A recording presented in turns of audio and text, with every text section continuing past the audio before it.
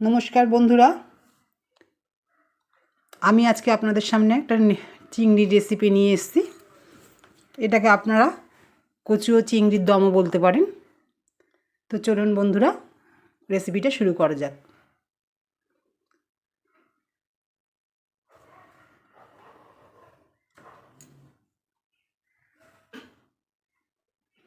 আমি এখানে কচুগুলোকে সুন্দর করে কেটে ধুয়ে রেখেছি। এবার কড়াইতে একটু জল দিলাম, কচুগুলো দিয়ে দিলাম,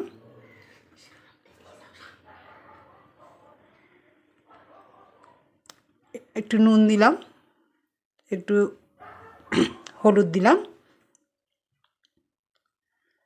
আমি এটা একটু ভাপিয়ে ফেলে দেবো জলটা।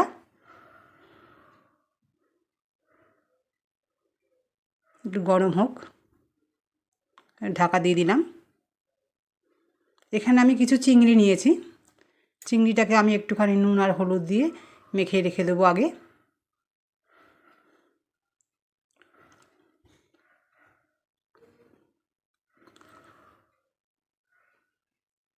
চিংড়িটা একটু মেখে নেব।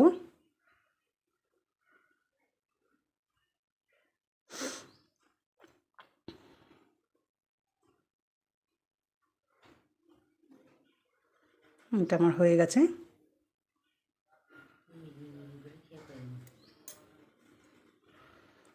তো এটা কচুটাও সিদ্ধ হয়ে এসছে। আমি এটা জল গেলে ফেললাম। এবার কড়াইতে তেল দিলাম।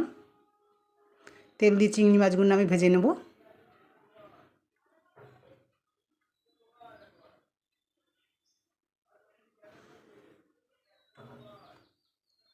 একটু লাল লাল করেই ভাজবো।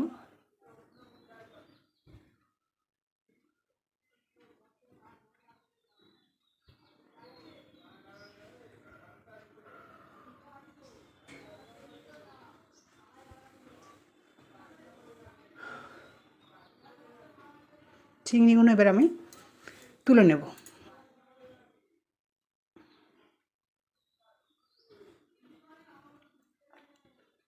আমি আবার কড়াইতে একটু তেল দেব।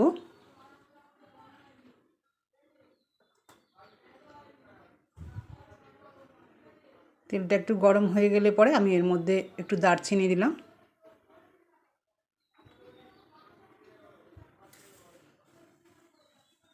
একটু জিরে ফোড়ন দিলাম,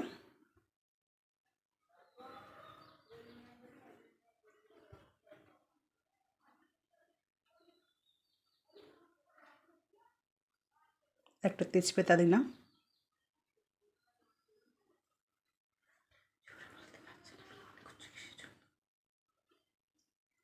একটা পেঁয়াজ পুরো গোটা কুচি করে রেখেছিলাম সেটা দিয়ে দিলাম।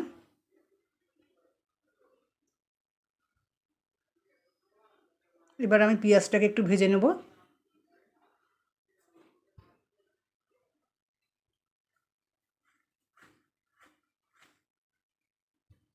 এর মধ্যে একটু নুন দিলাম,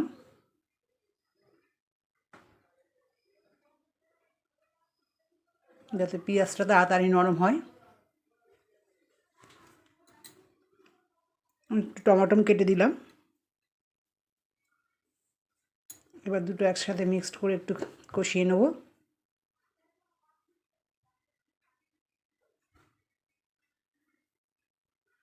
একটু আদা বাটা দিলাম,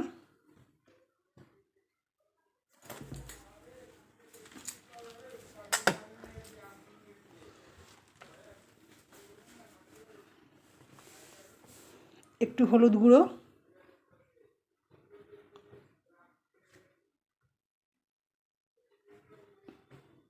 একটু জল দিলাম যাতে মশলাটা পুড়ে না যায়।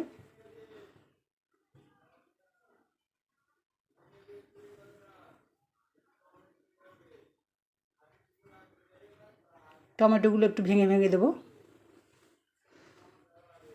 এবার একটু ধনে গুঁড়ো দিলাম, একটু জিরে গুঁড়ো,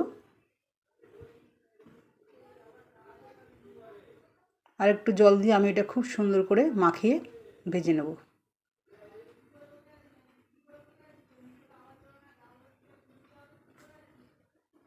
এর মধ্যে একটু লঙ্কার গুঁড়ো দিলাম। মশলাটা আমি আরও একটু কষাবো।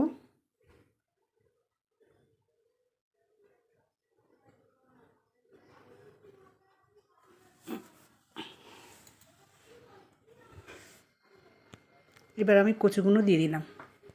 কচুগুলো দিয়ে আমি মশলাও কষবে, আর একটু ভাজবে, কচুগুলো আর একটু ভাজা ভাজা হবে।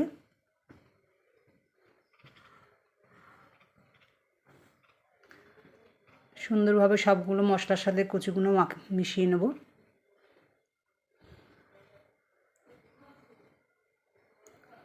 তো বন্ধুরা, আমার কচুগুলো খুব সুন্দরভাবে ভাজা হয়েছে, মশলাটাও ভাজা হয়েছে ভালো। এবার আমি এর মধ্যে জল দিয়ে দিলাম। গরম জল দেবেন অবশ্যই, নাহলে কচু সিদ্ধ হবে না, শক্ত থেকে যাবে। গরম জলটাই ব্যবহার করবেন।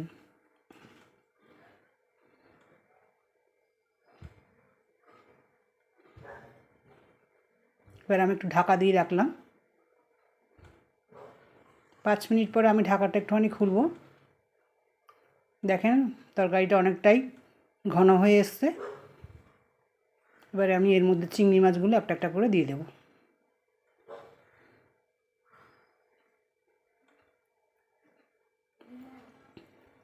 এটা খুব দারুণ একটা স্বাদের তরকারি। বন্ধুরা, আপনারাও বাড়িতে এটা করে দেখবেন,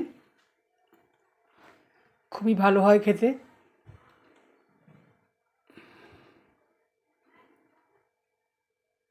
এবার আমি এটা আর একটু ঢাকা দিয়ে রাখবো। দেখেন আমার কচুটা মোমের মতো পুরো সিদ্ধ হয়ে গেছে। এবার আমি এটা নামিয়ে ফেলবো। তো বন্ধুরা, আপনারাও বাড়িতে ট্রাই করবেন এবং আমাকে কমেন্ট বক্সে অবশ্যই জানাবেন। ধন্যবাদ।